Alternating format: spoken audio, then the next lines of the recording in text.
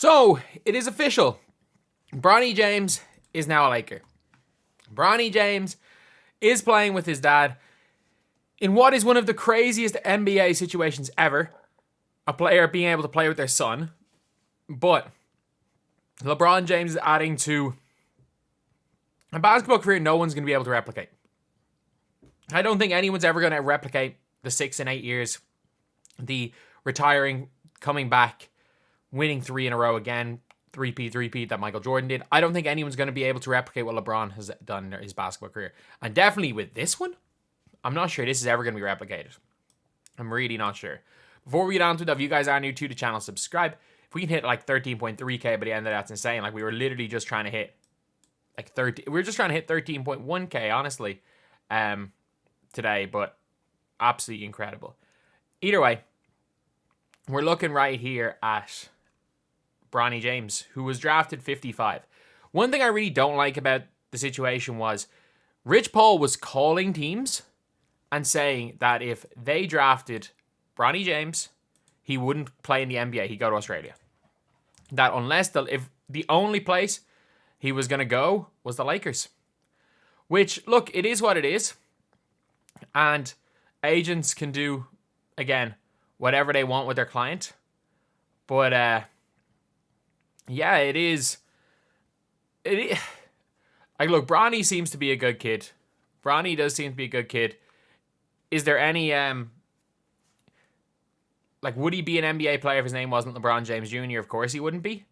But at the end of the day, when it comes to Bronny James, and this is what I've always said about him, is it's not necessarily about getting your foot in the door. Or it's not necessarily about, like, how you get there. It's about what you do when you're there. If he goes to the NBA and he's like a G League player, plays some games with his dad and just isn't good enough and he's out of the league, cool. He's probably still your average 55th pick. There are guys, he's not going to be, I can guarantee you he's better than some guys picked ahead of him. But I can also guarantee you there's guys undrafted that will be better than Bronny James. That happens almost every year. So there are situations where if we're looking at like an AJ Johnson who's actually had less production in his career up to this point than Bronny James. So that was a bit of a weird pick in the first round. But at the same time, like, he is going to likely not be much of a player. Like, Gary Payton II has been his comparison. I think athleticism-wise cool, but like, how long did GP II play in the G League? Like, I know eventually he became that type of player, but like, I've heard Drew Holiday. Man, if you saw what Drew Holiday was doing in UCLA, I think it was UCLA, before he was in the NBA, he was unbelievable. Like, he basically played... Gary Payton II was pretty much in the G League till 2021, realistically. Like, he played little bits and pieces, but he was a G League player from 2016 to 2021. For 5 years, he was basically a G League player. Then eventually became something. And that is, once LeBron James retires, that's probably the best case scenario for Bronny James, is that just like some players that had no business being even in the G League or being near the NBA, that were sons of former NBA players that kept along, at the end of the day, all that matters now is how he performs in the NBA. It doesn't matter how he got there. It doesn't matter if he deserved to be there, because whether he deserved to be there or not, if he's stinking it up, the Lakers are not losing games to play Bronny James. They're not. If he's able to at least not be a net negative to his team at the NBA level, that's incredibly impressive. If he's able to just come on, the team doesn't lose anything. You can't leave him open. He'll play a bit of defense. Look, if you can defend, if you can do two things at the NBA level, if you can do one thing at NBA level, which is likely to be his defense, if anything's going to translate, it's going to be that. A lot of the time, teams might be able to hide you. If you can do two things at the NBA level, if he gets that shot to go down, if he can shoot 38% from three and play defense, even at 6'1", because he's got a long wingspan. Like, ironically enough, his dimensions are nearly identical to mine.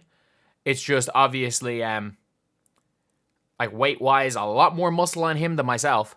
But he's, like, he's long. His arms are long as hell. His arms are long, and he's got a 40-inch vertical.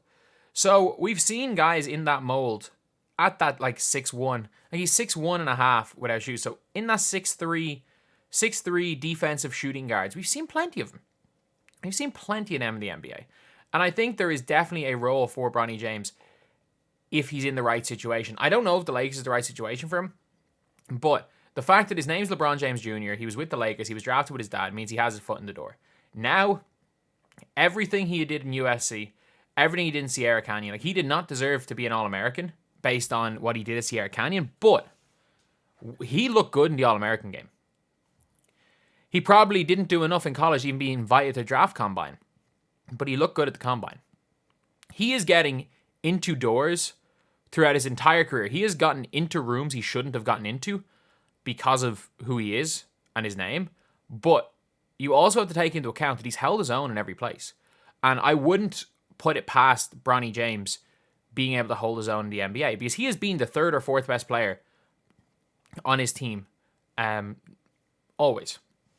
And I know obviously it's a different situation, but just like, for example, how Kate Martin in the WNBA was able to come in for the Aces, who like literally would have had 0% chance had she gone anywhere but Iowa, would have had a 0% chance of being in the WNBA.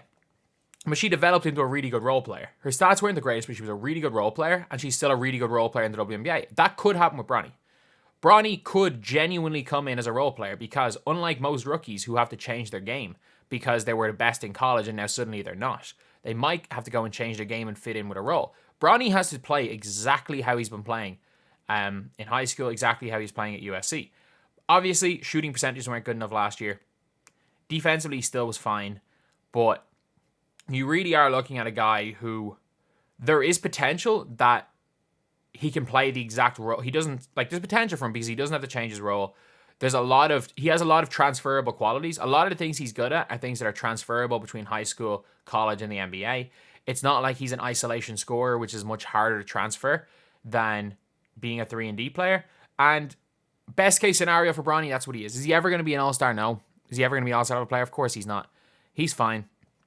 Is he a guy that, if his name wasn't LeBron James Jr., is probably at a mid-major, plays 4 years in college, by his fourth year is probably averaging 13 a game at D1, and then is overplaying in like second tier in France or the Adriatic League or top league in Portugal or something out of college. If his name wasn't LeBron James Jr., yeah, probably would be.